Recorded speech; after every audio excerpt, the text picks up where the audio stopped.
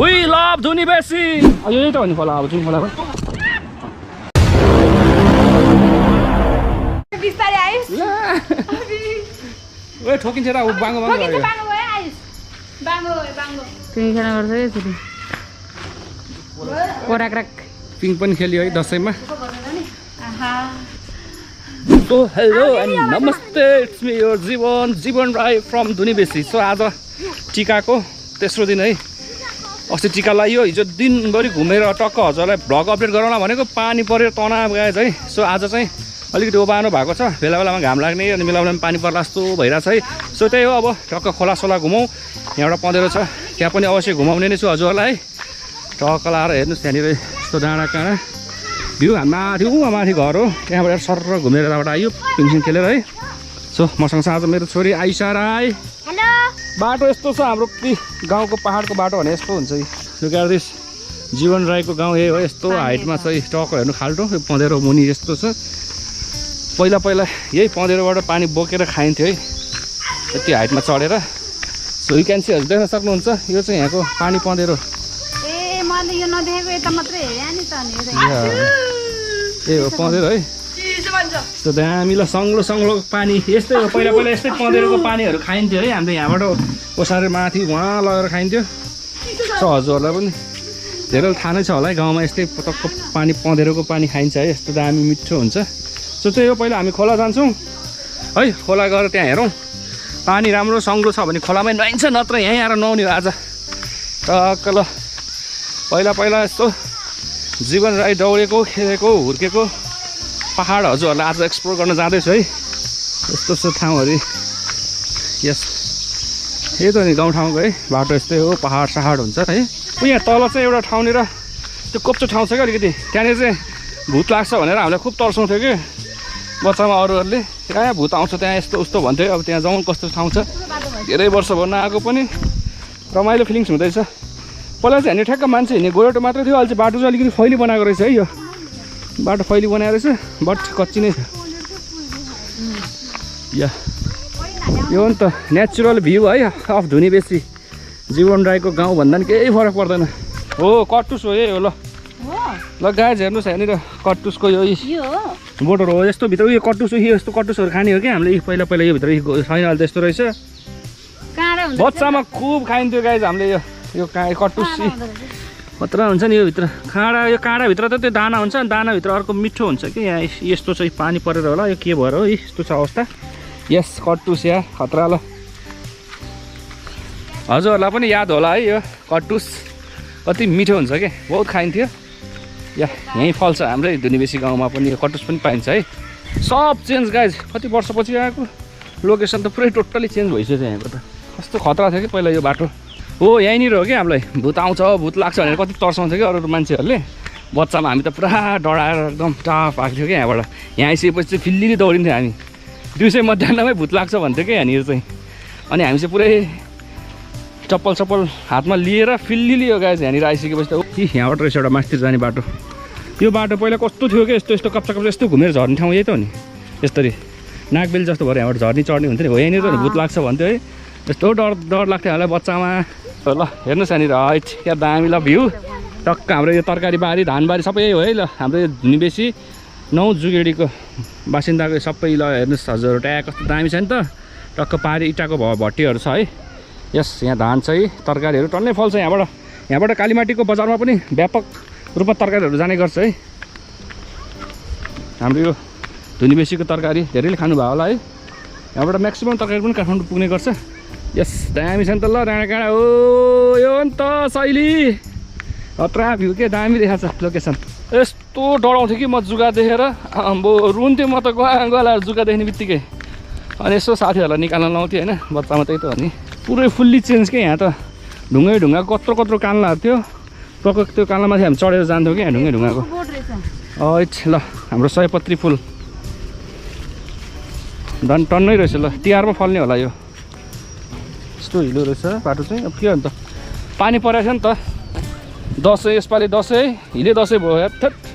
तनाव भयो non stop पानी पऱ्यो क्या दसैँको बेला टिकाको दिन अनि टिकाको भोलिपल्ट यानि कि हिजो पनि त्यस्तै भयो हजुरलाई यो भ्यू त मैले हिजो एक्सप्लोर गर्नेवाला थिएँ बट सकिनँ यार यस्तो पानी यस्तो मुसलधारे पानी परेको रुमबाट बाहिर निस्किन सक्ने अवस्था थिएन कि सो त्यही भएर आज हेर्नु त मौसम ल अझै उज्यालो हुँदैछ है खतरा ल दामी ल हाम्रो गाउँकै यस्तो दामी ल सागहरू टन्नै फलेर रहेछ त यार लक्ष्मी तरकारी पनि रहेछ अब यहाँबाट आज हामी बेलुका नाइटमा फर्किन्छ होला होइन टक्क जाँदाखेरि अलिअलि कोसेली पनि यसो कलेक्सन गरेर लानुपर्छ कि गाउँठाउँको कोसेली खता मिठो हुन्छ नि त होइन अब आउँदै गरेको तिहारको भाइटिकाको लागि फुलहरू पनि रेडी हुँदै रहेछ है यहाँनिर फुलहरू फल्ने क्रममै छ दामी छ बारी ल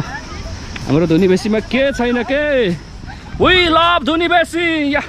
जाउँ छिटो हेरौँ न उताबाट जाउँ न उता जानुपर्छ सर कता छ धमिलो पानी पो रहेछ त किन त्यहाँबाट जाने यस ल यो चाहिँ यहाँ हाम्रो गाउँको सिमेन्ट फ्याक्ट्री यो नानी सिमेन्ट फ्याक्ट्रीको नाम के हो यो युनाइटेड सिमेन्ट हो युनाइटेड सिमेन्टै हो ए ल युनाइटेड सिमेन्टै हाम्रो यो धुनीबेसीको वडा नम्बर 9 मा अवस्थित युनाइटेड सिमेन्टको फ्याक्ट्री ठ्याक्क यसको अपोजिटमा एउटा खोला छ त्यो खोला भिजिट गर्न त आएको अहिले पानी धमिल धमिल रहेछ त्यो पनि हेरौँ अगाडि गएर अझै है जाउँ हिँड भान्जी आई लभ यु भान्जी थ्याङ्क यू धुनीबेसी पार्क त अस्ति घुमिहाल्यो नि हामी भान्जीलाई घुमाउनै पाइएन भान्जी अनि ढिलो आउनु भयो नि त अनि ल भोलि पर्सि फेरि आउने अनि फेरि मामासँग घुम्न जाने अनि भ्लग बनाउने हस् भान्जी हो यस सयपत्री फुल है गाइज र हाम्रो धुनीबेसीको एन्ड हेयर इज मखमली वा कस्तो दामी देखायो क्या मखमली फुल त खतरा होइन त सयपत्री र मखमली फुलिसकेपछि वास्तवमै तिहारै आएको फिलिङ्स हुन्छ है कस्तो रमाइलो लाग्ने क्या यहाँनिर टक्क फलिरहेको रहेछ फुल्दै रहेछ दामी ल यहाँ पनि रहेछ टन्नै ल हेर्नुहोस् यहाँ धुनीबेसीको धान या मस्त अनि खाल्टो छ नि भान्जी हो नि भान्जी बी केयरफुल यस खतरा ठाउँ के दामी छ है ल धानबारी यस्तो मजा लाग्छ यस्तो पो हो त अब कमन ल धानको बारी झुलेसरी झुली आऊ यस्तो दामी के लोकेसन यहाँ गाउँठाउँमा यस्तो भ्यूहरू हेर्नु पाउँदाखेरि त अलिकति रमाइलो लाग्छ नि त है खोलाको आवाज सुन्नुभयो कत्रो तेज गतिमा आइरहेको जस्तो छ खोला खासै ठुलो खोला त होइन है बट बच्चाहरूको लागि ठुलै हुनसक्छ या खोला है यही हो ल आमामा बाढी नै आएको रहेछ त कस्तो रमिलो पानी आएको के ए हो त म एकचोटि हेरेर आउँछु टक्क हेरौँ धमिलो रहेछ यहाँ नआयो भने त घाउ आएर खतम हुन्छ फेरि यही त हो नि खोला अब जुन खोला कत्रा लड्यो यार आमा चिप्लेर त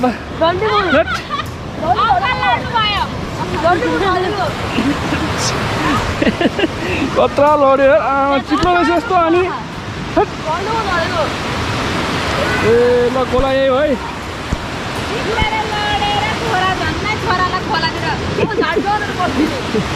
एक लाख हालेमै सिधै तल पुग्थ्यो कस्तो लड्यो क्या आमा चिप्लेर त यहाँ चिप्लिरहेको यस्तो रहेछ अनि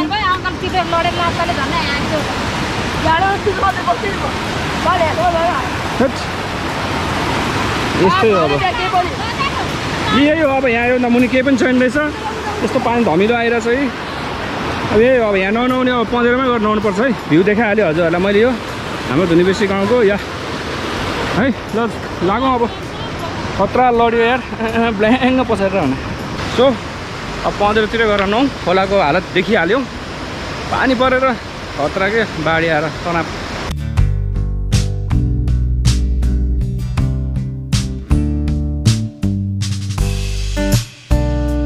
अब यो ओह्रालो झर्दाखेरि त क्या मजाले पुगेको थियो खोलासम्म अब यो उकालो चढ्ने क्रममा चाहिँ अलिकति गाह्रो फिलिङ्स भइरहेछ है यहाँनिर किराको साउन्डहरू सुन्नु न कस्तो दामी के चराको किराको साउन्डहरू खतरा के भान्जिन नहुने हो हो स्विमिङ खेल्ने हो क्या भित्र गएर ल फेरि ल अब यहाँ नौ है गऱ्यौँ भयो पसिना निक्ल्यो ब्याग यहाँ ल्याउनु जुगा लाग्यो हो चिरिक चिरिक गर्छ त जुगाको जस्तो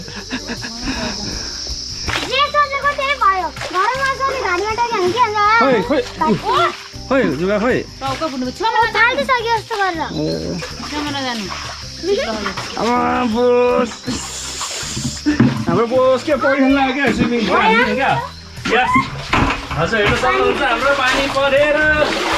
यहाँ यस्तो अवस्थामा छ है ओके बाई बाई ल बाबु नानीहरू नुहाएर टक्क गइसक्यो है बाई अब टक्क हाम्रो नुहाउने पालो कस्तो दामी देखाएको यो भित्र ओ गोल खतरा देखेको रहेछ यार पहिला दामी थियो पहिला सफा सुग्घर पनि थियो अहिले छैन जस्तो किनभने घर घरमा धारा आइसकेको छ त्यही भएर खासै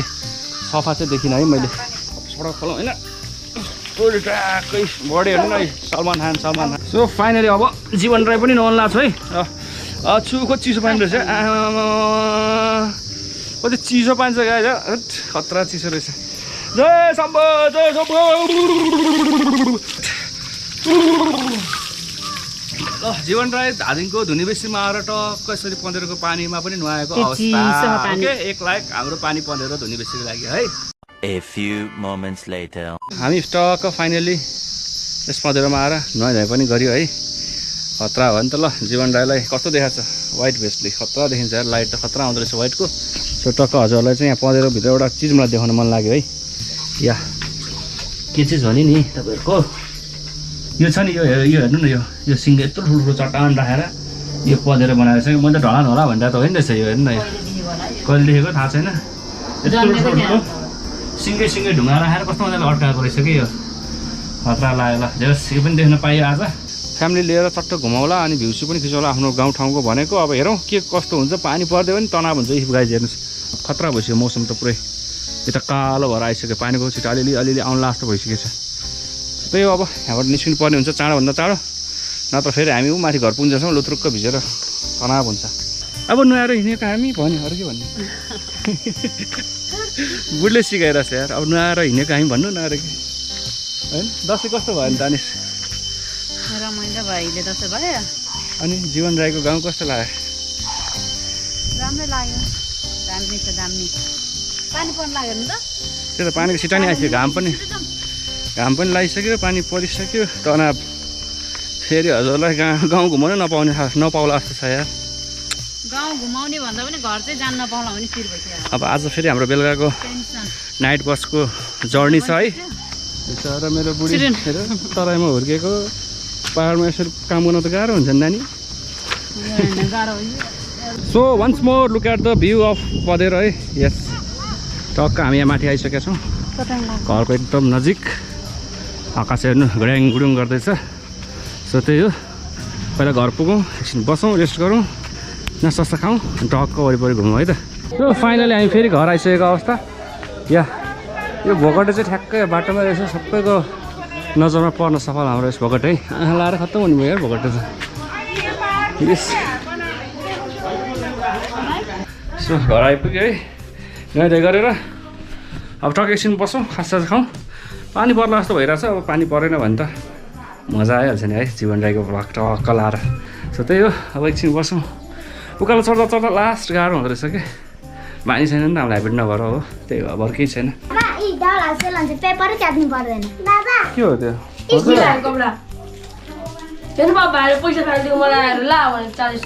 ए किन छोड पैसा चाहियो ल हेर दसैँ त यिनीहरूलाई लागेछ नि ल पैसा देऊ त पैसा लगेर बाबालाई देऊ नयाँ पनि पैसा लिनु भन के खेल्यो तिमीहरूले कहाँ गरेर आयो है अघि नुहाएर आज टिका लगाएर आएछु कहाँ ए आज चाहिँ गएन त टिका लाउन हो र बर्थडे पनि ल ठिक छ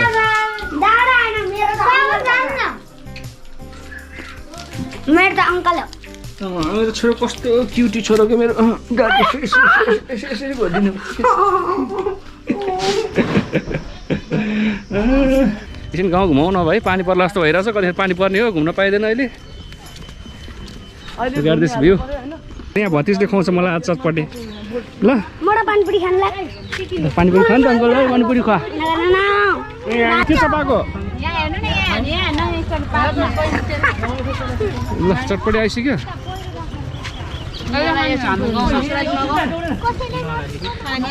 ल पानीपुरी खाने हामी त पानीपुरी बनाउनु है पानीपुरी खाने तिमी पनि ल आज त अब अङ्कललाई खुवाउने नि फेरि पानी पर्यो अब ल हाम्रो यहाँ छोरीले टक्क चटपटी खुवाउँदैछ है आज मलाई यस्तो के त्यो पानीमा के अरे पुरीमा त्यो उयो हाल्दिनु अनि झोल लगेर त्यहाँ गर्न खान्छ पानी पर्यो नि दिदी दामी छ ल अलिकति मात्रै खाने म त धेरै नखाने म चटपटी धेरै खाँदैन पानी पर्यो पैसाहरू लिएर जाऊ ल यहाँ मिठो मिठो पैसा पनि पानी आयो पानी घुम्ने भनेको फेरि पानी परिहाल्यो खत्तम हुने भयो पानीले हेलो ब्युटिफुल पिपुल यहाँ हक्क ब्युटिफुल पिपुल को हो भान्जी भाइ हो कि बहिनी हो ल हाम्रो छोरीले आज पानीपुरी खुवाउने भयो सबैलाई पानी पनि पर्यो पानीपुरी पनि खुवाउने भयो ल हाम्रो छोरीले